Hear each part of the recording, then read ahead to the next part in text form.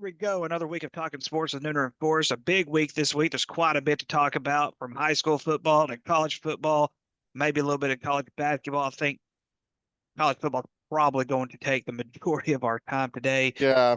Um, but I mean, other than that, we are still here. I am exhausted from a from a pretty big week so far. Brad, we were down 17 Monday. We were down 17 at one point in the game. I didn't know I knew we were down big. I didn't know it was that much. And we pulled it away in overtime, which when we finally figured out we could beat them and pulled it away in overtime. One heck of a ball game Monday. And so, but Congratulations. yeah, and then we got Jacksonville tomorrow night. So looking forward to another great matchup. But how was your week going so far? Well, so far so good. I'm pretty exhausted too. I've had two meetings today, which that's always fun to have during the day. So I'm kind of right there with you. I'm pretty exhausted this week tonight. But there's a lot to talk about. Like you said, a lot of college football. Of course, we'll get to the Razorback thing because I think right now I would say you probably got a very divided fan base in this. So we'll get to that too. But it's yeah, and of course all the chaos that happened, the college football playoff rankings as well. A lot of controversy there too. So Absolutely, absolutely. I think we went over to last when we did ATFS yesterday. We went over it quite a bit, but I mean, in a lot of ways, it makes sense to me, and it's just because I know the yeah, committee and I how they thought and everything like that. There's a lot of things that make sense, but I'm also in the same boat with some of these other teams like Miami. When you look at the eye test for Miami, with the exception of the end of the year, they've been mostly consistent. But we'll get to yeah, that. We'll get to that. We'll get to that here in a little bit. Ole Miss doesn't have a case at all. I don't care what anybody says. They do not have a case I agree. whatsoever. And Brett so we'll Bielema just proved that. exactly Brett Bielema of all people prove that. So anyway, so Brad, before of course I didn't tell you I was going to do this, but before we get started with everything else, I have a major announcement to make. So as you guys know, starting my coaching career, revamping my coaching career and everything like that. I have so much that goes on a daily basis. Time is very, very valuable, and I've learned that very, very um, Yeah. I've learned that very, very quickly this past year. Because like I said, I'm busier now than I ever have been. And so a few months back, my wife and I were talking. We were discussing, our future, what was going to hold. Because everything that I have, I put together and I weigh things down. And the way I weigh things down is I'm like, okay, where do I see myself going with this certain thing? And so with both podcasts going on, I said, my wife said, you don't need to drop any of the podcasts. That's something that you need to stick with. And so obviously, I don't think at any point that I've even considered dropping any of the podcasts or anything like that. Um, I was just stating the fact that we were weighing everything that I do. And Yeah. so, with that being said, starting in September of 2025, I am going to retire from wrestling. I am not gonna fully commit anymore after that. I By the time this will be announced, I have a letter that I've typed up that will go out to all the promotions that I have worked with, as well as their owners. As a matter of fact, I talked with one of their owners verbally already, and let him know that I appreciated him and everything like that. And he has stated that I am always welcome to come in anytime I want to. I don't even have to be invited, is what he told me. He said, send me a message saying, "Hey, I'm coming. I want to referee a match." And doing one-offs, I'm okay with. But as far as committing full time, as far as monthly, and 'cause there were times I was doing 2, 3 shows a month, just going to different Yeah. promotions and everything like that. And and I love doing it. I want to get that straight. I absolutely love doing it. But it's starting to wear me down as far as all the travel goes, and as far as and I look at my career, I look at my coaching career. I'm still traveling, quite a bit, um, doing some scouting as well. So I mean, Refereeing? I won't referee for football. I'm not refereeing Yep. basketball, but Yeah. I But just of yeah. everything that I've done. I've done everything I could as a referee for Yeah. for wrestling promotion. I've done everything I could, and so I'm hoping to go out with 2025 with a bang. I'm hoping that I can get back with. I'm hoping I have some connections that I can get a hold of OCW where I can go back to OCW one more time. That's where I started. I would love to go back there and do one more show with them because they still are in existence in Hoxie. Yeah. Um, Obviously Vapors and Hot Springs.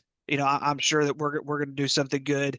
IPCW is supposed to be coming back in January. We'll see if that's going to happen. Um, and there's other promotions that are out there that I've worked with, GCW and Alma. I would love to go back there and do one more match. And of course, last but not least, TNR up in Northeast Arkansas. TNR Northeast, they treated me well. They're the ones that came down and did the benefit show for us, and they will still Okay. continue as to do benefit show for us as long as we can get it approved, and as long as we're as long as we're pushing the agenda, the idea, and everything like that.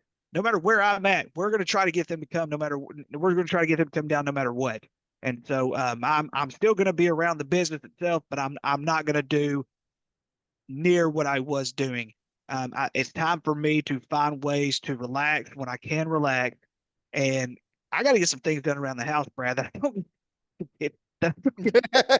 Well, And so Ricky, I don't know about you. I can't speak for you, but I know for me, this is kind of almost like therapy, almost talking, really, doing is sports. It because really, you think about it, when we do this, yeah, it's almost it's the same reason why I watch sports to begin with. yeah, It gets me away from reality and stuff. Well, yeah, not necessarily reality in general, because what we're talking about is reality anyways, but of it gets me course. away from things that might be on my mind. Right. Like tomorrow night, my mind's been on tomorrow night's game for forever. Ever since the Robinson game ended Of Monday, course. Yeah. and so and that's just part of being a coach. I went to 24-hour rule. go scout last night. Yeah. I went down to Star City and scouted Star City McGee because we've got to play them. Our high school team has to play them in a couple of weeks. My daughter has a game Friday. As soon as her game is over with, I'm going to Monticello to scout a team that we're playing on Saturday. And so, oh, by the way, I got to ask you to scout a team for me while you're over there, but we'll get to that later. And Okay. so, anyways, so we got to the part where it just got to the part where um it's not that I don't love wrestling. Yeah. Of course. It's not that I don't want to be a part of it, but it's Yeah. gotten to the part where my career's taken off and it's taken a lot of my time. And Yeah. then there's my family. Yeah. I'm still a husband. I'm still a father. That hasn't changed. Um, and so when it comes down to it, if there's something I have to let go, as much as I hate to let it go, because like I said, I love it so much, and I love my wrestling family. They're a family to me. They know what I'm talking about. People in the wrestling industry know what I talk when I'm talking about the wrestling family. They know what I'm talking about. Um, there's just sometimes you have to cut losses somewhere, and unfortunately, it has to be wrestling because I've done everything that I could do. And so Yeah. I haven't wrestled a match yet. They could change next year. We'll see. Um, but as far as going full time goes, I'm cutting back quite a bit. It's just it's time. It's time to find times to relax. Because like I said, I know I'm 36 years old. We're not getting any younger. Still have many years ahead of us. And if there were certain situations that would benefit me that would be in my favor, that's one thing. But but the travel, Brad, oh my gosh, the travel is it's just it's a lot, and No, it's wearing me down. It really no, is. no, I agree with you, and I can relate in a sense a little bit. I'm not into coaching, but you know how the ministry is. Ministry's pretty busy, but you got your family, you got your kids, and that part too. Matter of fact, Thursday, Paisley's got a band concert. She's doing her band concert, her Christmas concert this year, and that was what's that? What instrument does she play? What's that? Her What? band? Oh, she plays the Yeah. flute. Flute. I'm sorry. She plays flute. Okay. Yeah, she plays the flute.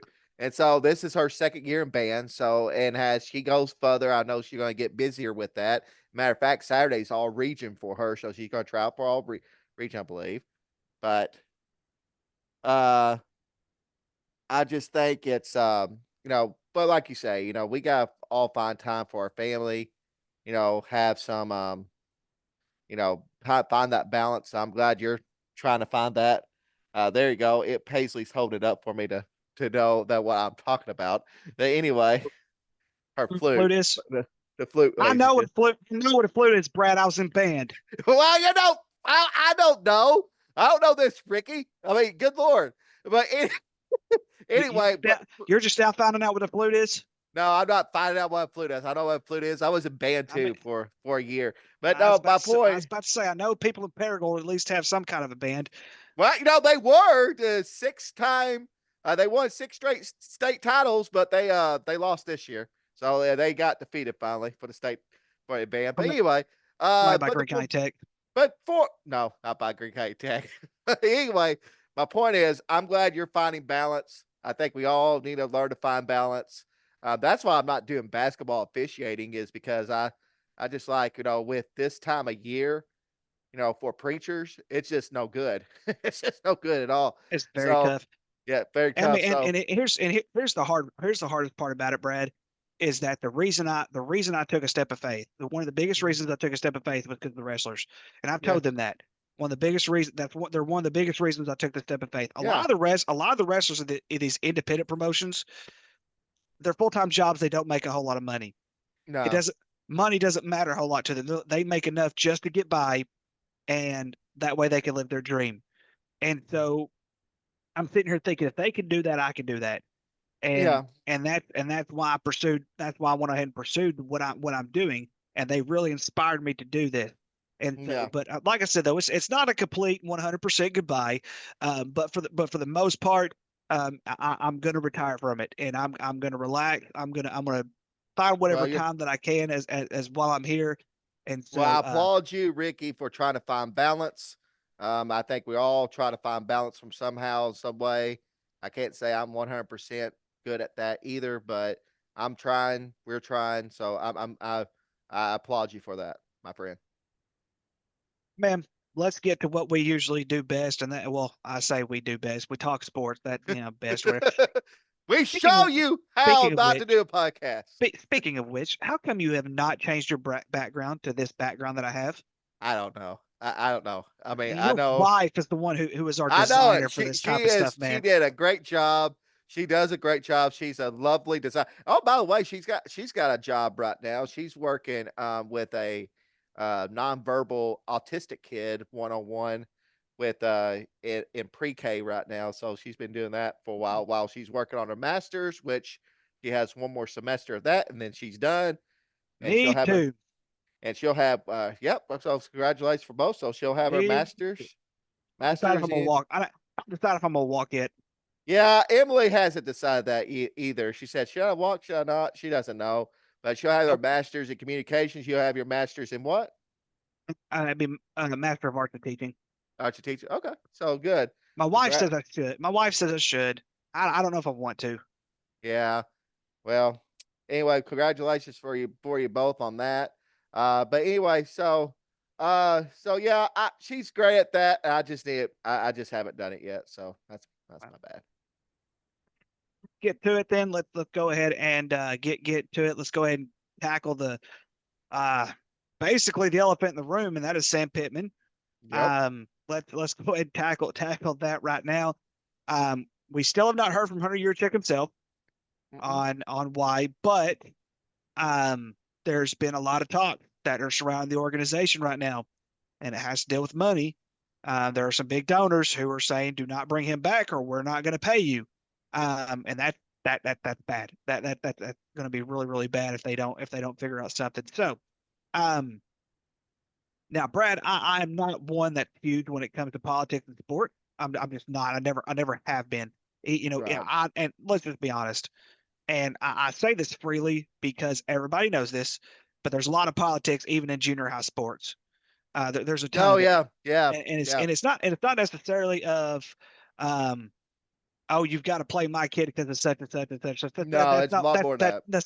That's not what I'm talking about. No, it's a Um, lot more than that. Yeah, but at the same time, when you look at college sport, it's a whole lot different because the university, big they money. need that it's big money. They need this kind of money to help fund their program, and with NIL going on and everything like that, The more money you have, the better off you're going to be, especially so that way you can pay your players and everything like that. So, first of all, um, first of all, um, I'm on the fence whether they need to bring Pittman back or not, because the simple fact is this is the way that I see it. And then I'll let you chime in on this. Yeah. Yep. Yeah. We were absolutely pathetic last year, pathetic to the core. We weren't competing in some of the games that we were competing in. It didn't even seem like we were even close. When we lost to Mississippi State last year, 7-3, I think was the final. It That was the was most 7-3. atrocious game I've ever seen in my entire life. As far as being a Razorback fan, it was the most atrocious game I've ever seen in my entire life. And we said last year they had to do something to really, really bring him, in order to bring Sam Pittman back, they had to do something dramatic to uplift the program. And we get Bobby Petrino back, and we're excited. We're stoked. Which, by the way, I think you were the one that told me, he's not going to be in time for the Charlotte job. He's not going to be. Right. They mutually decided that hopefully we'll be able to still get him back. Yeah, So his name is linked to some 3 other jobs: ECU, Tulsa, and Utah State. I His wouldn't name's go been to linked. either one of those. I wouldn't go to either one of those at this point. No, not his career. No, Yeah. Charlotte. I So would have said Charlotte. I wouldn't have blamed him for because it's one of the better. It's one of the better group of 5 jobs right now. ECU is not. ECU is not a very good job at this moment. They used to be, but right now yeah, they're not. They need to go after a younger coach at ECU. And I would say Utah State would be the same way. Who would want to go to Utah State? Oh wait, Blake Anderson was at Utah State. Anyways, scratch that. So anyways, so when I said we needed a home, we got the home run higher, and instead of winning 4 games, I think we won 4 games last year, wasn't it? 4 games. Yep. So we went 6-6. We were competitive in nearly every single football game except for LSU. LSU was the only game that we really weren't competitive in, and And I Ole Miss. know.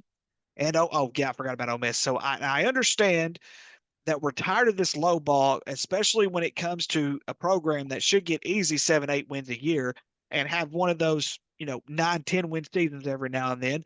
Um, I get all that, but we saw improvement. We didn't see them quit this year. We didn't see them. We saw them lay an egg against Ole Miss, but we didn't see them completely quit either. We didn't see them go the very next game and completely lay an egg and give up like they did last year when we played Missouri. No, they played Missouri very, very well. They just made one stupid defensive play, and that's why we lost the game. But And 2 fumbles. and two fumbles Yeah. really hurt. We got to stop the fumble. We led the FBS in fumbles this year with 27 Yep. fumbles. 27 fumbles. Oh my God. Anyways, so with You're that being right. Yep. said, with that being said, I'm on the fence with bringing him back because of the fact is I saw the improvement, but at the same time, I don't know if I saw enough improvement.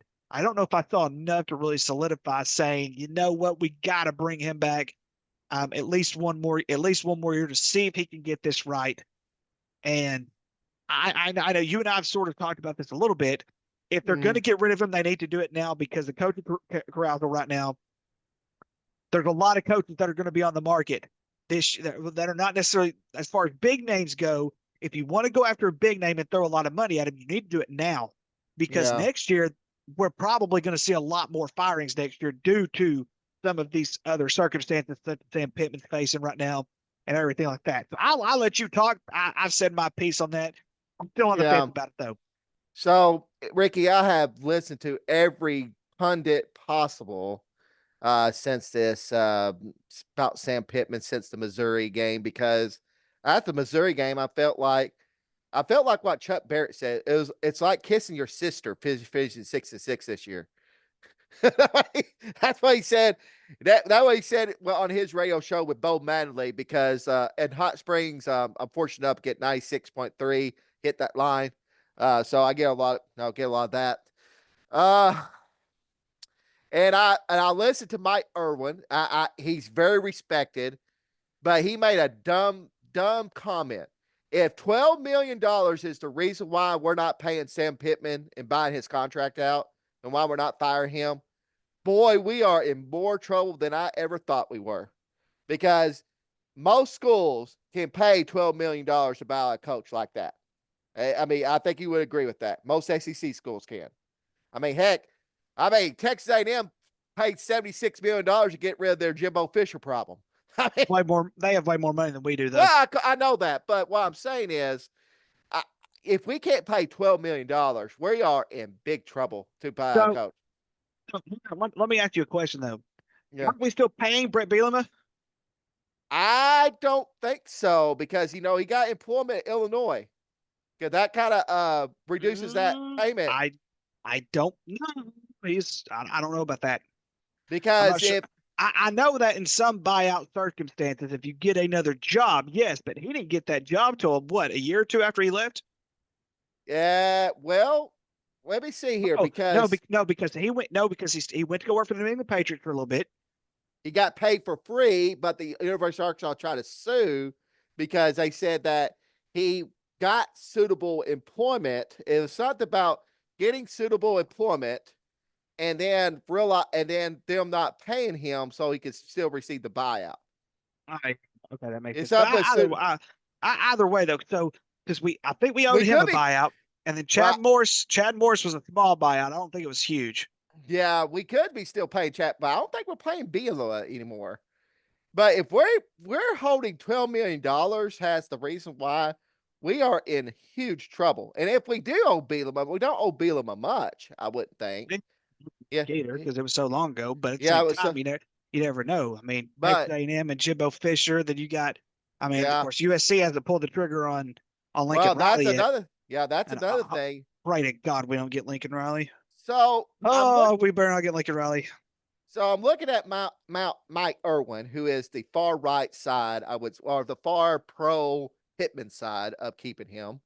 And I'm looking at the John Neighbors side, who is the extreme let's fire Pittman and start over now crew. And you got a few in the middle, like Trey Biddy, who's probably, I would say, in the middle, but leaning towards we need to get rid of Sam Pittman because this is unacceptable. And then you got the other crew, Bo and Chuck Barrett, who's in the middle, but kind of like, we might need to keep Pittman. I've listened to all of them, but here's what's mind-boggling to me about all of this is the fact that we did go 4-8 last year, Ricky. But if you look at some of those other losses, we should have beat BYU, which would have been win 5. Alabama was only a 3-point game, so another game we could have won. That would have been 6. We could have beaten LSU, another 1-score game. That's 7. We could have beaten Ole Miss, another 1-score game. That's 8. 8 wins. 8 wins. We could have actually had 8 wins if we had some kind of significant offensive line, that sort of thing. So we get Bobby Petrino, which I think is a great hire, and we did improve. We're ranked 13th nationally in offense. Our defense is greatly improved with the second year under our defensive coordinator. You can even argue, Ricky, that our offensive line improved, which Sam Pittman said that he was going to help coach that more this year. And you can say they're not a great offensive line, but they're much better than last year. I will say that much. Yep. Yeah. And, we did get 2 more wins. 2 more wins last year. So normally I would say, man, yeah, let's run it back 1 more year. But however, I'm seeing the same thing. And a lot of people will say, well, wait a minute, we got money in the best. Look at Calipari. Well, first of all, that was Tyson donate a lot of that money. Let's just be honest with that. Number one. Number two, when you ask big donors to donate money to programs and collectives, what we're trying to ask donors to do here for Arkansas, they want a return of their investment. And the thing about with Pittman right now is I'm not saying we should be talking about Arkansas every year in the playoff conversation, but this is year 5, technically year 4. I'm not counting the COVID year. And in year 4, not counting the COVID year, he is 26-24 and 11-21 in SEC play. 26-24 and 11-21 in SEC play. With 2 6-win seasons, a 4-8 season, and a 9-4 season. And I would think one of those years we would be talking about Arkansas in the college football playoff or playoff conversation. We were kind of his second year. He got that big start, but it never really materialized. And of course, the 4-team playoff. I think the changing point of this season that really turned me sour wasn't necessarily anything that Sam Pittman did or anything the Razorbacks did. What turned me sour for the Razorbacks was when Hunter Yurachek went to the Little Rock Touchdown Club and went up on stage and said, the biggest problem we have is we need more of your money. And tried to say that Arkansans, trying to persuade that Arkansas needs to fork over $100 a month out of their budget to try to pay for this collective for the University of Arkansas. To me, I think you really turned a lot of Arkansas fans off when you said that, because knowing what type of state Arkansas is. Now, granted, there are some people that can afford that, but there's a lot of people, Ricky, that are Razorback fans that cannot. I think that turned the people away. I think right now, with Yurachek being silent, silence says more than anything else. And Hunter Yurachek has the opportunity right now. He could release a statement right now saying, we're going to keep Pittman. Here's the reasons why. Or, hey, I got a statement. We're going to keep Pittman. I'm going to hold a press conference at 12 o'clock tomorrow to say why we're keeping Pittman. He has done none of that. And remember how Musselman left, Ricky. I know Musselman was wanting to leave. Don't get me wrong. He wanted to go back to California. That's his home base. I get that. But how he handled that situation too wasn't the greatest either. So Hunter Yurachek, to me, and plus there's been reports that he really wanted the Aggies AD job. He begged for it. And of course, he was rumored for South Carolina. And just because he made a statement saying, well, I'm not going there, doesn't mean that South Carolina didn't say, well, we don't want you. And he tried to pursue it himself. So my thing is, Yurachek is probably even a bigger issue than Pittman right now. And people go, well, he got Calipari for us. No, he did not get Calipari for us. John Tyson got Calipari for us. That's who got Calipari for us, not Hunter Yurachek. And so my thing is, if you get rid of Pittman, you got to get rid of Hunter Yurachek as well. I'm done with Yurachek too. I'm done with both of them. And many fans have called on these shows to say, well, we should expect 6-6. 6-6 is good. We're going to a bowl game. Ricky, 6-6 should be the minimal. The college football is the only program who rewards mediocrity. It is. It is. We're the only ones. Only ones, exactly. And I say this: 6-6 should be the minimal. Per year, we should be 6 to 8 wins. 8 wins a year, I think. And I know we have the resources to do it. And I'm not saying every year, but every 2 or 3 years, Ricky, I would say we should be talking about Arkansas making the college football playoff. Is that unreasonable as a Razorback fan? And here's another.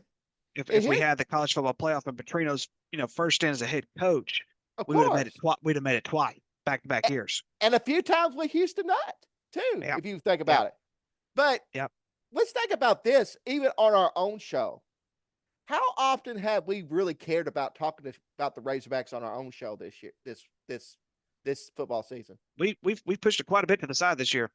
We have. And I would have to say, I could say for myself, I can't speak for you, Ricky, but there's some apathy that has set in with me. I'm watching that game Friday. I'm flipping through the channels. I'm more interested in Notre Dame USC, see if Notre Dame actually going to win that or not. Good game. I'm more interested in Iron Bowl, see if Alabama can stay alive or not. I was even more interested in the Florida State-Florida game, knowing that Florida was probably going to win, but knowing that Florida is a much improved team and there's hope there's actually at least a little bit of hope in the future for them compared to what Arkansas has right now. But my thing is, Ricky, I lean towards firing Pittman, but at the same time, I'm towards the middle of saying, okay, fire him, but if he stays, well, Yurchek needs to say something. Yurchek has to say something. And if he goes, I'm but my biggest deal is not really Pittman right now. It's Hunter Yurchek. That's my biggest deal.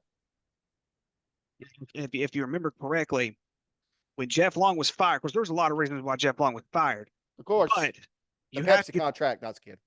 you watch your mouth, young sir. That was the best thing he could have ever done. Anyways, um, back to this. So, whenever he was fired, one of the main reasons was he was not willing to get rid of Brett Bielema, because he Right. told Brett Bielema he was going to give him so many years, which I understood that. But when you started seeing results, you started seeing some of the in-state recruits go elsewhere. That's happening now. Yes. You know, Marcus Marion. Wimberly, 4-star athlete out of Bauxite. Bauxite wasn't very good this year, but he is very, very good. Marcus Wimberly, friend of mine's son. He's going to Oklahoma. Yep. 6 Signed 16, today. by the way. Signed today that Yep. he is going to Oklahoma. Marion kid, #1 recruit in the state. He's going to LSU.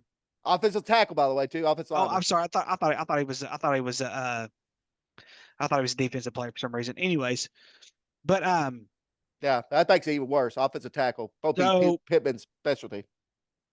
if you remember correctly, Houston Nutt did this. Bob Petrino did this. We recruited in Texas very well, and we recruited well in state.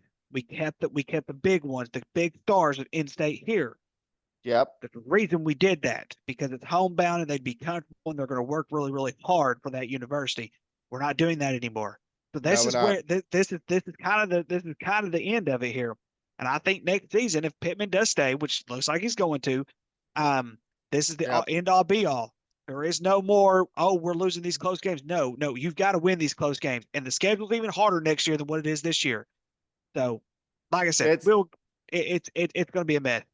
he gets the reverse SEC schedule. So all those teams that came to Arkansas, we got to go to next year, including Tennessee, Texas, LSU, Ole Miss, and all the teams that we were at this year. They get us here, which is not that great of teams. And oh, by the way, we get Notre Dame on the schedule. We got to go at Memphis. Oh, by the way, we lost a kid to Memphis. We had a 3-star athlete that flipped from Arkansas to Memphis. And of 3-star, course, no one cares. well, still, I mean, heck, he chose Memphis. That's the heart. He chose Memphis over Arkansas. But you have kids do that all the time, especially if they don't think they're going to get playing time. Well, I mean, still, and then ASU, which could be more competitive than you think. Yeah, it doesn't get. And so that's my question, Ricky. So if you don't fire him now, and he's going to be on the hot seat, it's going to be. I mean, it's not just going to be just warm. It's going to be burning. And he gets off to a slow start. Let's say he goes 2-2. He beats Alabama A&M. He beats ASU, but he loses to Memphis. He loses to Notre Dame. Do you make the coaching change then? Do you make the coaching change after a bye week? Do you wait to the end of the season? You're going to have to make a coaching change pretty early because you got to get a head start for recruiting because today was National Signing Day. Oh, by the way, next week is transfer portal where people can actually transfer. Oh, breaking news right before we went on the air, Senega just announced that he's entering the transfer portal. So that's one receiver we lose. That's experience. And Armstrong's a senior, so we lose him already. So I mean, Ricky, I'm just saying right now, it could be Pittman could go from where if he was to say, you know what, I'm going to retire. I had a good run, but the program needs to go a new direction. Pittman would be held. He would be held as the greatest coach of all time at Arkansas, but what he would be held as the coach that brought respectability back to Arkansas. That's what he would be held as. Because compared to what he got inherited with Morris, and what he inherited, and also at the end of Bielema's era here at Arkansas. But if he goes next year and Arkansas goes 4-8 or 3-9, now he's going to be just as remembered as Morris and Bielema. Or I mean, not as bad as Morris, but he's going to be remembered as much as Bielema. He had a okay run, but at the end, it ended awful. And They did. so, I mean, Ricky, I mean, if you're going to make the change, you need to make it now. But point is, Yurachek has to come out with a statement, and he needs to explain, because what he did at the Little Rock Touchdown Club to me was this too. He talked about how we need more money, that Arkansans fans needs to spend more money to pay more money to the foundation, but he didn't explain why. What was the reason why? He didn't go into deep down into the dynamics. He never expounded upon that. He never talked about that. And with the same situation, he's just silent. And to me, I think that's terrible. That's awful. And if Yurachek was to go, I would not. That would not hurt my feelings at all either at this point. Well, I think you and I are in agreement definitely about that. All right, let's move on. Let's go to college football playoff. The brackets were released once more yesterday. The top four did not change. Oregon won. Well, this is the bracket part, not the rankings part. Oregon 1, Texas 2, SMU 3, Boise State 4. As those are the top four buys. Then at 5 seed, you're going to have Penn State, 6 Notre Dame, 7 Georgia, 8 Ohio State, 9 Tennessee, 10 Indiana, and 11 Alabama, and number 12 Arizona State. So I think the biggest issue that a lot of people have was Alabama, because they do have 3 losses, and Miami only has 2 losses. So that is the biggest issues that I got one more too on there. What's that? Why is Ohio State a home team getting a home bye? That's a very good question. So that's also a very good question. So so Ohio State, their strength of record is 6th in the country. Their strength of schedule is 26. So I understand why you would see them as getting a bye, because if you look at them as far as the eye test goes and How about everything like Tennessee? that, Tennessee's been very inconsistent, man. I don't think Tennessee. You look at Ohio State, their only loss besides Michigan, which was a bad loss, what was a 1-point loss at Oregon. So they have a pretty strong resume, even though their only big win was at Penn State, which that's neither here nor there, who have actually to play for a national title. Then of course Indiana was 5th at the time. That really helped them. But a lot of these wins I don't think really helped them quite a bit. I really don't think it really helped them all the more way. But when I look at Tennessee, Tennessee beat Alabama. They lost to Arkansas. And so Ohio State has not had a loss as bad as Arkansas. Michigan's better than Arkansas, people. Let's go ahead and settle that But right the now. game was at Michigan Arkansas, and the game was at the Horseshoe. That is very true. And I understand that part. I understand where you're coming from as far as that goes. But they also have a better FPI and everything like that. So I understand metrics wise why Ohio State would get a home game in the first round. I would clearly understand why that is. And so a lot of people are crying foul for Alabama. People have to realize Alabama has more top 25 wins than any of these guys do in the top 12. And so, and I don't think I don't think there's a scenario, Brad, where Alabama would be out of the playoffs, would there? Clemson beating SMU this week. Let's see. Possibly. And here's the crazy part. Here's where I got a problem. The committee chairman said, quote, asked if SMU loses, would SMU automatically in? He said no. So here's the thing with SMU though, Brad. Excuse me. SMU does have that one loss. Who was their one loss to? To BYU early the season, 18-15. And BYU was pretty strong. Was pretty strong at one point. So SMU strength of schedule 75. That's why their That's strength of schedule 75, and that's the biggest reason why. Because you look at their schedule. Of course, Yeah, everybody plays cupcake, but I will say this much: Florida State was a home game. Florida State was horrible. At Louisville, that's a pretty good win. At Stanford, at Duke, yeah, Duke's a decent good win. win. Duke's Duke's a good down win. 3. Pittsburgh, that's a good win. Boston College, not so much. At Virginia, no. Cal's terrible. So no, but and the ACC in general is terrible as it is. So no, I'm not going to sit here and say that they get automatic because if you look at it, if you look at the ranking, they're ranked number 8. They're not ranked very, very high. So them dropping would not surprise. Them dropping out completely would not surprise me. And a lot of that, So, like I said, it's their strength of schedule. It's not very but much at all. here's what I got a problem with, Ricky, and I might got a problem with Alabama with Miami, but the SMU one I would. You were the one that told me last year because remember I argued FSU over Georgia, you argued Georgia over FSU. Uh, And you said that Georgia was the better team, and the whole playoff was about to get the 12 best teams in the playoff.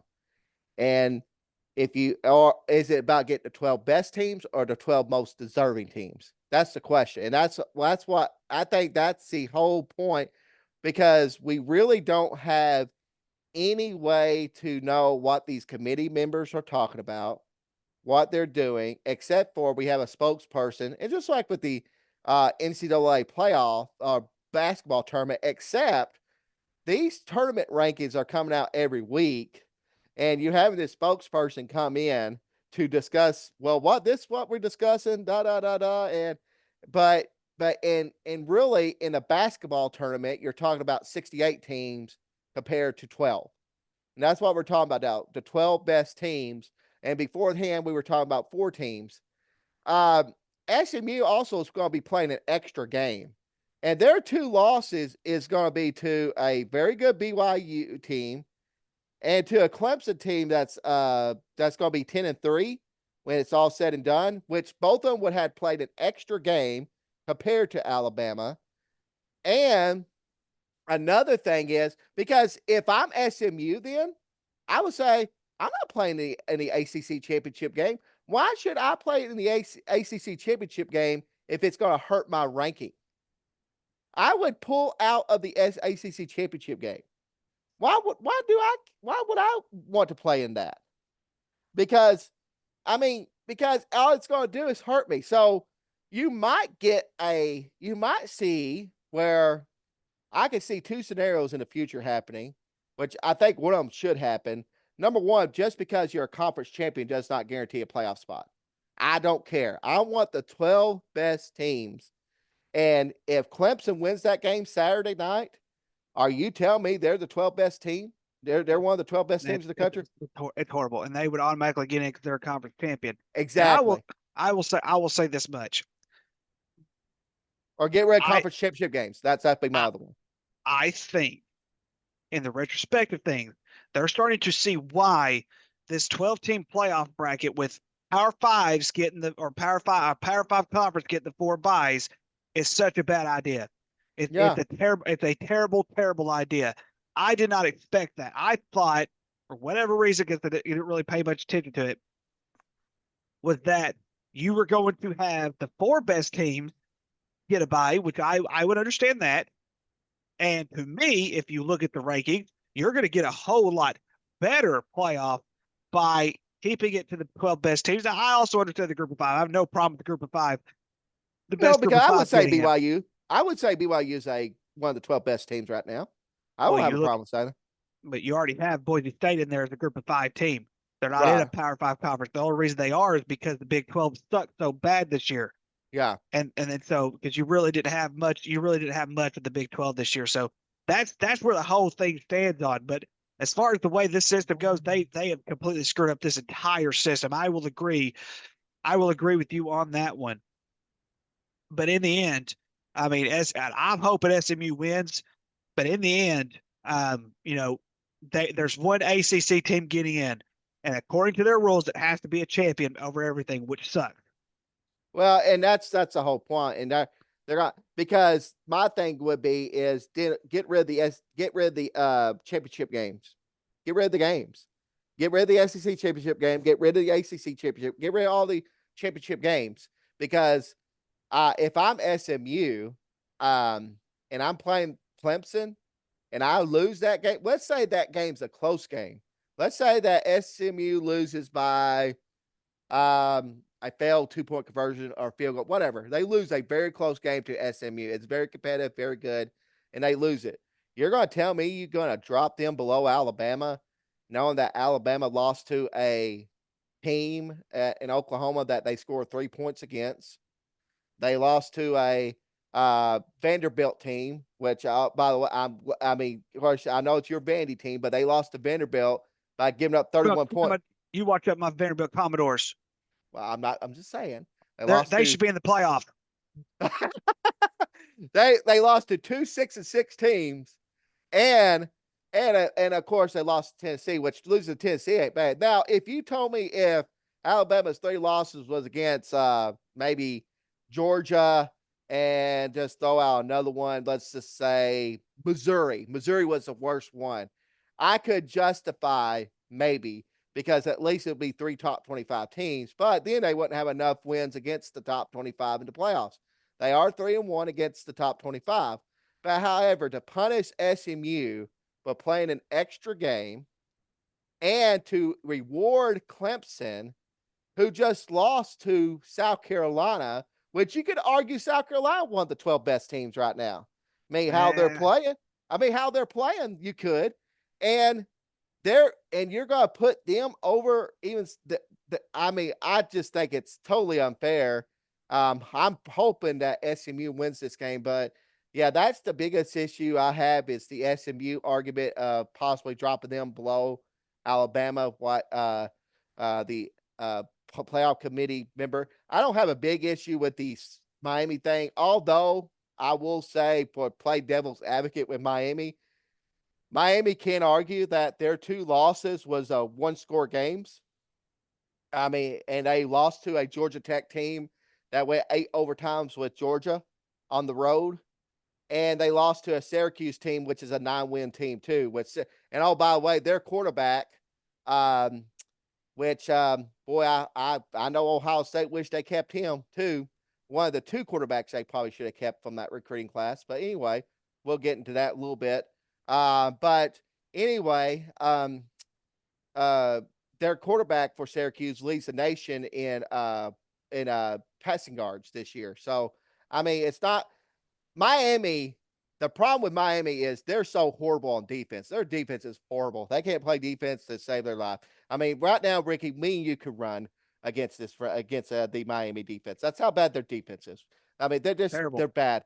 Now their offense, they can score a ton of points, but their defense is horrible. So I don't have a problem putting Alabama above Miami. But yeah, the argument with SMU, I just I could not fathom that. But There you go. There you go. and speaking of football and coaches and firing, Ryan Day once again lost to Michigan. Uh, Yep, he sure did. He sure did. Jacob is on the verge. Like if Jacob said if he doesn't make a deep playoff run, he thinks they should pull the trigger.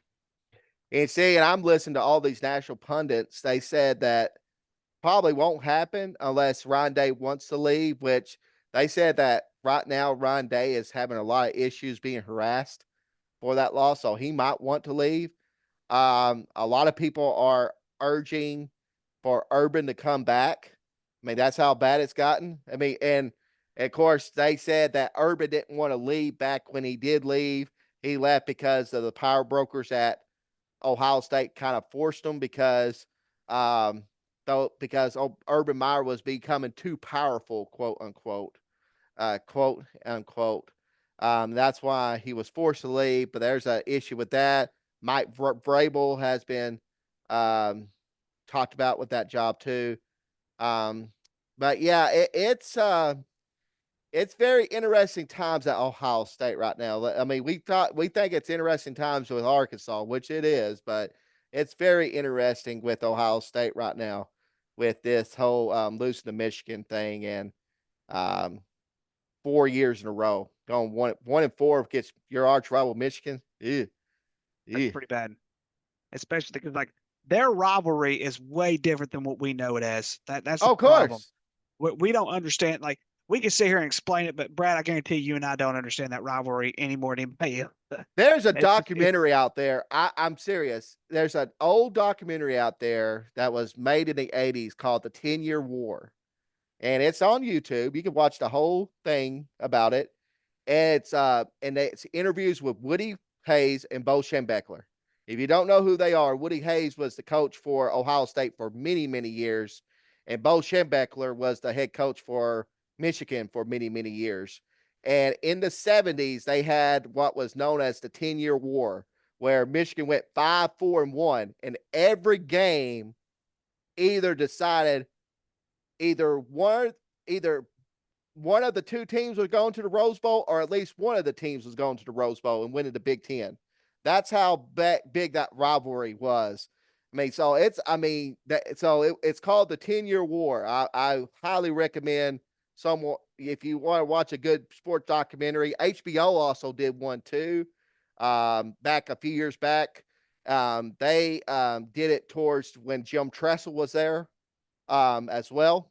But it goes through the whole history of the Ohio State Michigan rivalry. So, I mean, yeah, it runs very deep. And to lose to Michigan 4 years in a row, woo, um, you yeah. I would say this much. I understand the last 2 years. I didn't understand the first year, and I don't understand this year. And right, yeah, yeah, yeah. yeah. Ryan Day just got out coached. He got Well, played. well, the first year I actually predicted Michigan to beat Ohio State that I year. did too. I did too, but I didn't think they were that. I didn't think they were going to blow them out. Well, It was a and then blowout. But the previous 2 years, they were about even, although I would give a slight edge to Ohio State the year before. Yeah. And and this year, I got a trivia question for you, Ricky. And 2021 Ohio State, this is the senior year class. There's one person that has beaten Michigan out of that class that Ohio No State idea. recruited. I have no Who was idea. it? I have no idea.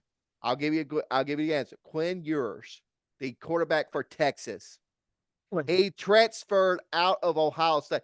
So that's another thing I think that's frustrating with Ohio State fans. They had a quarterback with Quinn Ewers, who ends up being this great quarterback at Texas, that actually defeats Michigan this year. He went to the big house and defeated Michigan. Then you had a quarterback that's at Syracuse who's leading the country in passing. And if he stayed one more year at Ohio State, I think he would have been better than what they had this year with Will Howard. And that's no offense with Will Howard. He's a good quarterback, but he's not a great quarterback. And when he was at Kansas State, he was a good quarterback, but he was nowhere near a great quarterback. And that's the thing that's been missing with Ohio State the last 4 years is, or last 3 of the last 4 years, I would say. Although I would say CJ Stroud was a good quarterback, but the last 2 years for sure is they hadn't had a developed quarterback that has been able to take on to beat Michigan. And that's and especially this year, but this year there is no excuse for losing No, no. to a 6-5 Michigan team. Oh my goodness. And then of course his antics afterwards of the flag planting, that was horrible too. And we'll get into that later. But anyway, but interesting It's- times at Ohio State right now too. Definitely so. All right, Brad, we are definitely we're about to hit that 1 hour mark. Let's go ahead and get through some of the pick. I know there's quite a bit to talk about before we get. Shout out to Arkansas basketball program getting a win over Miami on the road. Good win. Shout out to Wichita State. Nate's been really he's been texting me the scores. I keep forgetting to mention them. I told him I wouldn't forget this week. Wichita State is 7-1, Brad. I don't think they won. Did they win 7 games last year? I think they won more than 7 games last year. I don't know. They were pretty bad last year. But anyway, They were bad. their one loss was to your boys, the Florida Gators. Yeah. Florida's pretty good though too. They're ranked top 25 right now. Yeah, Top they're 15 pretty. team. They are definitely pretty good right now. What in the world? Oh, never mind. Here we go. So first thing is first, Brad. Let's get to the state championship games. There's some state championship games. There's some semifinals. State championship game, Class 2A, East Poinsett County and Conway Christian. Who do you got? Oh, that's going to be a great game. And EPC and Mount Ida was very close till the beginning of the second half. EPC converted on a 4th and 8 play at their own 30-yard line. And they scored a touchdown. And that pretty much sealed the deal for them. And Conway Christian's been the class of that 2A3, I believe. They're in the same. Well, they're in the same conference with Mount Ida and Mount Bigelow. Ida, Bigelow. And this will be the third conference opponent in the row that EPC will have to face for that conference. Because they faced Bigelow, Mount Ida. Now they got to face Conway Christian. And vastly different styles too with both of those. Bigelow. Very true. Very true. I'm gonna pick EPC. I think I went with EPC at the beginning anyway, so I'm picking EPC to win it. This is their second year in a row. Although they are a younger team, I think EPC gets it done. They look pretty good. I got EPC over Conway Christian. Possibility we will see EPC again next year. Yeah, absolutely. Very big possibility. Very, very big possibilities considering that their youth, that they are pretty young and stuff like that. But in the 2A, just real quick, Mount Ida, another team to watch out for next year. They're that freshman quarterback. There's going to be some solid teams next year in that classification. That's for sure. Even especially if you like small ball, there's going to be some solid teams. Yes. In that I'm conflicted with this because the simple fact is that you're looking at two totally different styles. Conway Christian's had to come from behind both weeks. Like they've been down big. Both, they've been down big. I think every game they've played in the playoffs so far, except for the first week, I think they've been down big, and they've had to claw their way back. They're not going to be able to do that with EPC. No, EPC usually puts their foot on the brake. I'm going to go with you, Brad. I'm going to take an EPC over Conway Christian. I hate to do that because one of my former coaches is he's a principal over there. I really hate to do that, but when I look at everything, I'm not biased when it comes to my pick. I'm going to take EPC as well. I think they get it done. All right, I like Conway Christian. I didn't do any of their football games, but I did a few of their baseball games this past year, and class act for Conway Christian. So, all right, next up we got Class 3A. We're in the semifinals for Class 3A. First, we have Bismarck and Fordyce. Now, I will say this much. All four semifinalists are number 1 seeds. Boy, Fordyce and Bismarck. Boy, this could be a classic, Ricky. Really could be. But I'm going to take Fordyce over Bismarck because Bismarck's the home team or Fordyce? Bismarck's the home team. Ooh. Now you got me thinking on that. I say Fordyce wins barely. Fordyce had a very close game. Same way because of everything that you just said. And Fordyce, they got a very slow start with last week with Boonville, and I thought Boonville was going to pull it off, but Fordyce was able to pull it off in the Shout out to Boonville, but they're traditional power too, though. So, traditional power, yep. And so, for the same reasons, I will also take Fordyce. I think Fordyce goes to the state championship game. And the next up, a couple of teams I was wrong about. I'll be happy to say I was wrong about. Salem beat the ever living crap out of River. They did. Oh my gosh. They beat the ever living crap out of Rivercrest. They have to play Mansfield next. Let's see here. Both teams. Let's see here. Salem is 10-3, and Mansfield is 11-2. Mansfield's one of their 2 losses was against Bismarck. Salem, on the other hand, of course, I think there's early season losses. They lost to Prescott early in the year. They got their revenge back. They were blown out by Newport, and then their only other loss was at Atkins, which was a conference game. Nope. Yeah, it was the conference game. I'm sorry. It was the only conference loss that they had. I'm picking Mansfield. Don't be surprised if Salem wins this game because apparently I cannot pick Salem games. Yeah, I can't pick Salem game because I can't figure them out either. So that's why I'm going with Salem, just because heck, I hadn't picked them. They'll probably lose because I did pick them. So I'm going to go the opposite with you. I got to go opposite somewhere with you. So I'm going to go the opposite here, go with Salem over Mansfield. But I'm like you, I can't predict their games. They probably will lose to Mansfield, and Mansfield be in the state championship game. 4A, we're in the semifinals for Class 4A. First up, we have Arkadelphia against Southside. And also, there are 4 number 1 seeds once again in this playoff. I like Southside, but I'm going to go with Arkadelphia. Arkadelphia can play defense and they can score. So I'll go Arkadelphia over Southside. Southside. Yeah, Southside did hold Monticello to 7 points last Yeah, week, which is the lowest that Monticello has been held the entire year. So shout out to that. I'm going with Arkadelphia as well. I think they're a better team. yeah. Next up, we have Mills and we have Elkins. Elkins has struggled in the playoff for whatever reason. They've really struggled. And last year they did not struggle near as much. But I'm still going to pick them to beat Mills. I think they're a better team than Mills. Mills was able to come back and beat Warren last week. But like I said, I still think Elkins is the team to beat in Arkansas. I think Mills had the other recruit that that has an Arkansas recruit. No, that's the. I'm thinking Parkview. Parkview had 2 guys that went to different schools. One went to Notre Dame. One went to another school. But anyway, uh, uh, whew, I'm gonna pick the upset. I'm feeling Mills on this one. I'm feeling the I'm feeling Mills on this one. I think Elkins is good. I would not be surprised at all if Elkins won because they have dominated mostly this season, except for when they went to the playoffs. But I think Mills is better than what people give them credit for. I'm going to take Mills uh, over Elkins. All right. Now we are in the state championship game. Class 5A, Parkview against Farmington. Farmington came back to beat Lakeside 59-55 last week. Parkview rolled over Valley View, but that also included 2 pick sixes. I'm actually going to take Parkview. I think Parkview is the much better team. Yeah, I'm going to take Parkview too, but I will say this: Valley View could have made the game more interesting without the pick sixes.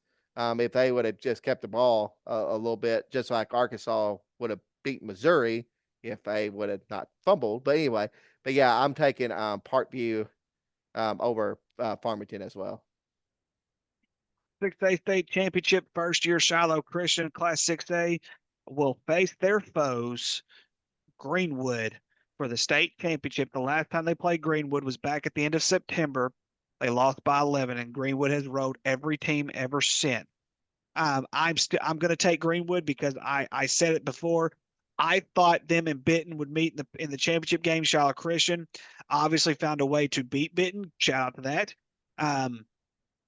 They were able to figure things out. I think Greenwood, it's the rematch. It's going to be a noon game. I still think Greenwood's the better football team. I'm taking Greenwood over Shiloh Christian. Shiloh kind of reminds me of that team a few years back that I watched with you that beat don't, Bauxite. Don't you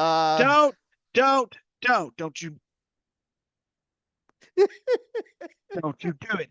Don't you do it. I did it. I Okay. did it. But no, I'm going with you too with Greenwood as well. I do think Shiloh will keep it competitive, but I do think Greenwood does get the job done. And then last but not least, the Class 7A playoff, the 7A state championship game. This will actually round up well, at least this week's state championship games. It will round up because next week there will only be 2 of them. But you have Bryant against Bentonville, both of them number 1 seeds in each of their conference. Bryant's undefeated at 12-0. Bentonville is 9-3. Their 3 losses. Excuse me. Their 3 losses include playing at Union, which it was in Tulsa, Oklahoma. They got blown out by Conway, but they beat Conway again They beat Conway, and then they lost to Lee Summit up in Lee Summit, Missouri. They rode basically everybody in their conference. But give me Bryant. I don't even think there was a close conference game, but give me Bryant. Yeah, give me Bryant too. Yeah. No. I'm sorry, Bentonville. I like it. You're a beautiful town, but yeah, give me Bryant. Yeah, I agree. I love the northwest part of the state. All right, Brad, let's get to our college picks. We are in championship week for our college pick this week. Last week I won 12 games. I'm sorry, I won 16. You won 12. Oh wow, you beat me that bad. Oh my goodness. Yeah, yeah, that's pretty bad. All right, so here we Yeah. go. First up, Western Kentucky and Jacksonville State. Let me see here. Let me get to these things because I just exited somehow. Let's see here. I'm sorry, guys. My fault. Uh, so Jacksonville State, Western Kentucky. Give me Jacksonville State. I think they've been the class of pretty much of Conference USA all year. Yeah, give me Jacksonville State over Western Kentucky. Also taking Jacksonville State. UNLV against Boise State. Whew. Boise State's beaten them 2 times in a row, but I really want to pull the trigger here. I thought about it. I ain't gonna lie to you. But I'm going to take Boise State. But don't be surprised if UNLV wins. And here's the thing: Barry Odom's going to make the playoff before Arkansas does at UNLV. That's pretty Terrible. That's bad. especially bad. the history of UNLV. If you've seen their foot, they don't have a history. They're just starting to make history. That's how bad their program. They're in Vegas. They're in the gambling king capital of the world. All right, so they don't have no tradition. All right, here we go. Next up, Tulane versus Army. I'm taking Tulane. Give me Army. You don't vote against the military academies. Army over Tulane. Oh, goodness gracious! I'm not going to hear the end of this. Iowa State and Arizona State. Arizona State's the hot team right now. I'm taking Arizona State. Yeah, I'm taking Arizona State too. Yeah, they're the hot team, and but again, no, Matt Campbell, being the coach, never count him out. But I think Arizona State takes care of business. All right, next up is Ohio versus the Miami of Ohio. Give me Miami, Ohio. Really? Okay, that's respect. Very, very, very, very much respect. I'm taking the real Ohio. Okay. Ohio. Ohio Bobcats. Southern and Jackson State. Give me Jackson State. I like this game. Give me Jackson State. I like this game too. Southern has one loss in the conference. Jackson State is 8-0. To me, I think Jackson State played a much weaker schedule, but oh gosh, I did not realize. Let me look at this real quick before I make my pick. They did lose to Jackson State earlier, and it was 33-15, so it was a much closer ball game. They do play defense very, very well. Give me the upset. Give me Southern. Oh, nice. I like it. Georgia against Texas. What do you Hmm. got? This one's tough. This one's tough. I'm picking Texas because I think Texas learned their lesson the first time, but Georgia had their number last time. I just want to reiterate that as well. I'm still picking Texas. I'm going to pick Georgia because I think the Georgia Tech game's a wake-up call for them. So I'm going to take Georgia Tech. I'm going to check Georgia Tech. I'm going to take Georgia over Texas. Marshall Marshall fighting hard against Brian Johnson's Louisiana Raging Cajuns. Marshall might not even have their coach for this game. Rumor has it he's heading to Southern Miss, by the way. Why would you leave Marshall to go to Southern Miss? Apparently he wants to go Southern Miss. Give me DA. Louisiana Lafayette. DA rest of the week. Why would you go from Marshall to Southern Miss? Oh my gosh. Oh my gosh. I cannot believe you just said that. Are you serious? You're serious. Kidding me. No. Wow. Yeah. I don't care if it's his home. I don't care if he graduated from there. I don't care if he was a star quarterback, star running back, whatever the case may be, whatever position he played, don't know the guy, whatever the case may be. Don't care if it's your hometown, nothing. You don't go to Southern Miss. That's absolutely pathetic. That's a terrible job. For those in Hattiesburg, Mississippi that's listening to this podcast, please don't take offense of any of the comments that my co-hosts are holding against me. Hattiesburg. It's garbage. Again, don't hold it against me. Southern Miss is also the alma mater for Brett Favre, but there you go. That word. For education win by 50. I really do. Penn State against Oregon. I'm gonna pick because Oregon's not Oh, named God. Ohio State or Michigan. I'm picking Penn State over Oregon. Oh Lord, here we go again. Okay, yeah, respect. I like it. Well, listen, Oregon ain't like Oregon has just trampled everything down this year. I And Penn understand. State, I understand. so you're gonna pick Oregon though. Of course, I'm picking Oregon because Jeff Franklin can't win the big ones. Well, he can win any game other than Michigan and Ohio State. And he has won a Big Ten title. He's like 1-9 against Ohio State. That's what I'm saying. It's not named Ohio State. Okay, that's still the big one. No, I don't think he can win this he one. wins it. I think he gets knocked out of the second round of playoffs too. Or if he could, but he's gonna win this one.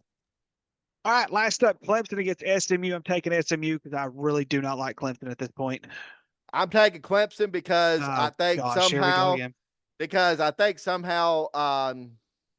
I think this game you're going to have to watch under scrutiny.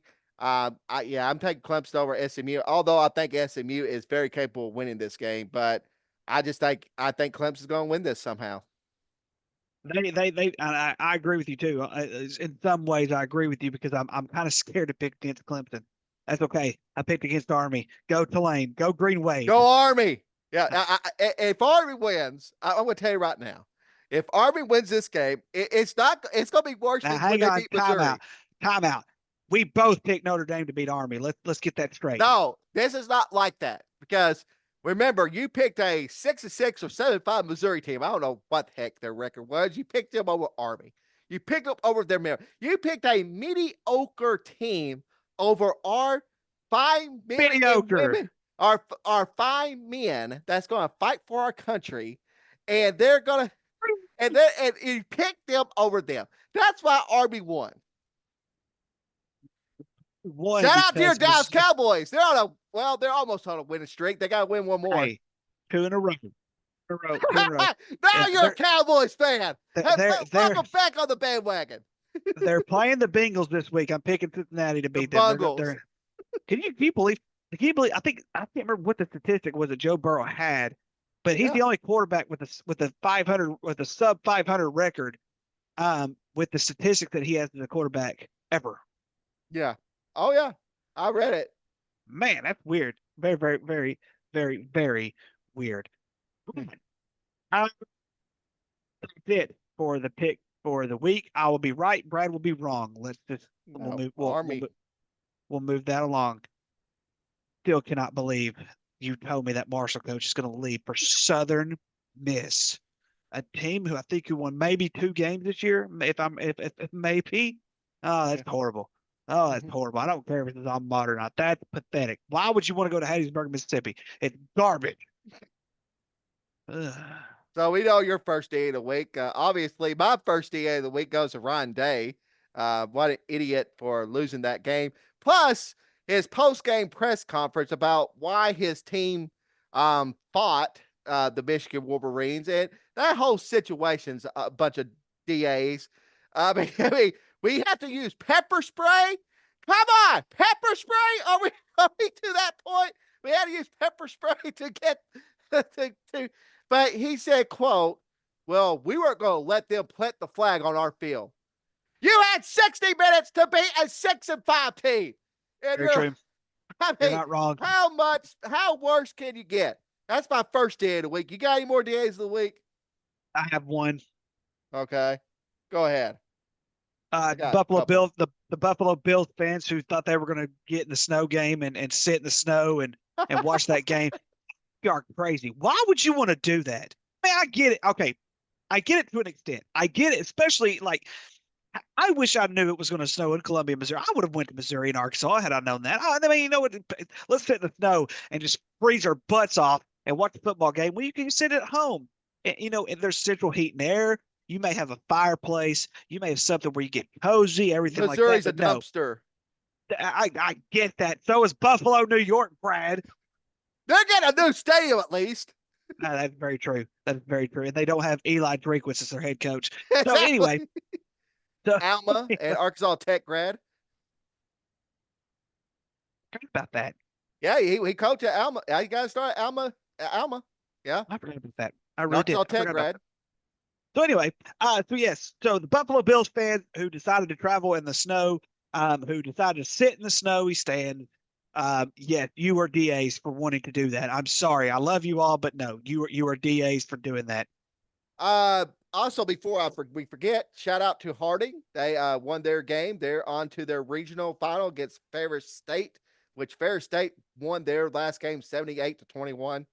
My second DA of the week goes to the New York teams of football. Did you know that the Yankees and the Mets in the last 50 days has won more games than the Jets and the Giants? Believe it. I mean, how dumb do you have to be? You have Aaron Rodgers, who's wasting away before our eyes, and then you got the Giants, who is a dumpster fire of a team. I mean, thank God Daniel Jones at least got released to a good team, but Exactly. we know he ain't Back for gonna the do any Super Bowl. good. He's But gonna be Super anyway, Bowl winning champion but anyway, before too long. second DA of the week goes to those fine two organizations and how much they ran them down. My last DA of the week goes to Jameis Winston for praying to Jesus that they won't throw any more pick sixes. If you hear his press Hey, conference, hang on, time out. Hang on a second. Hang on a second. You're gonna give him a DA for praying to Jesus? yes, because you know what the DBs are doing? They're praying to Jesus so that he would throw the pick sixes. So we're going to see who prayers actually are effective here. Good job. James with it's the Florida State thing, Brad. It's the Florida State thing. That's Hey, why. he's been entertaining. I actually, as a pro, he's actually been very entertaining. He's He been really very has been. good. He's been very good. I mean, I'll shout him out for that. But come on, man. I don't think any divine intervention is going to help any athlete to throw any pick sixes or to catch pick sixes. So that's just the asterisk right there. The final day of the week goes to Jameis Winston, and but he is entertaining at least. Great. I'm not gonna. That was Survivor Series. I didn't watch it. Really good. Good. Yeah, it was good. It was good. It's predictable, but it was good.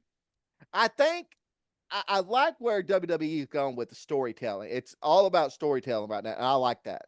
Yeah, and that's the whole thing with it. Of course, they, bringing CM Punk in with Roman Reigns, that was storytelling. From the very get go, he's like, Paul Heyman, he's your wise man, but he was my wise man first. And they kind of tied that in a little bit with it and everything like that. And of course, in the end, they set it up to where they had mutual respect for one another. And I think they're going to set up Punk and Rollins for WrestleMania because that's what it was supposed to be last year, and it didn't happen. Right. Yeah, I think that's probably a good guess. I just wish that Liv Morgan would be quit being champion, although she's a good heel. I'm just tired of that whole storyline. I'm tired of Rhea Ripley and Liv Morgan. I'm tired That's of it. why I'm trying. I guess that's where I'm trying to get at. And right now, there's not a whole lot of push right now going on. Even though I'm hoping they finally turn Bianca Belair heel, I'm hoping she's the one that attacked Jade Cargill. Yeah, I hope so too, and I hope Raquel Rodriguez will eventually turn face or to face Liv Morgan. I'd like to see that personally. That would be a good one. I like to see her get a push, and with that storyline, I also would like to see so it's going to be interesting next few months, especially, we got the Royal Rumble. That's going to be our next major pay-per-view coming up. And of course, that's the major pay-per-view right before WrestleMania, that sort of thing. So yeah, it'll be interesting to see the direction that, and of course, I will also like to see eventually Tiffy. It's Tiffy time. It's Tiffy time. No, Brad, never do that again. It's Tiffy time. That's enough. Put you on mute. I'm gonna end this thing. I figured out how to do this. You know I will what? I don't care. I You will put me on mute. I will You know, put you on mute. you can put me on mute forever. But you know what? I'm going to get on Facebook Live while you're doing the show, and I'm going to say, since I'm on mute, I'm going to do the show live from our Facebook page. And as I'm listening to you, you can listen to me just say, Ricky's wrong. Ricky's an idiot. You remember, I did the show. I ended the show by myself last week. I put you on mute, sir. Well, I'll do it you again. remember my saying, as As long long as as the we- human race Yeah. exists, there'll always be DAs. And that Yep, sometimes include Ricky. yeah, especially me. All right, Brad, I'm done. All right. Tired. I'm tired. It's time to go to bed. I gotta got take a you. shower first, but it's part of it. It's a coach's life for me. Oh, wait a minute. Fran Brown can finally shower, the head coach for Syracuse. They asked him if he's going to shower or not. He said, yeah, I'm going to jump right in that shower after the post game. So he's apparently going to take a shower now. What an idiot. Oh, what an idiot. No, I'm done. I can't do this no more. Can't do this no more. Do we really have that many stupid people? I'm just going to quit showering. Come on, people. He didn't Really? beat Miami.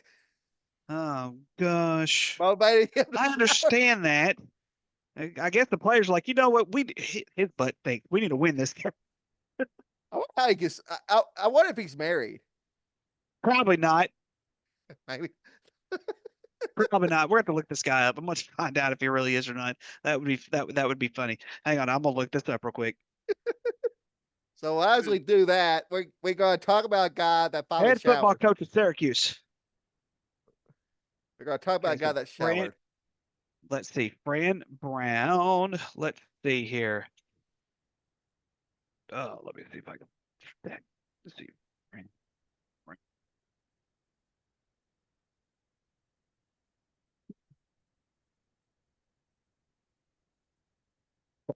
At Camden High School, Camden, New Jersey. Let's see here. Fran Brown. It does not say.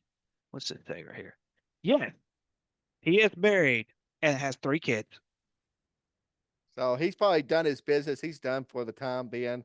So Are you serious? He's done his business. So he's fine. I don't have to shower anymore. That's a DA Hall of Fame saying right there, Brad. That's a DA Hall of Fame saying right there. It's done the business. It's done. Wow.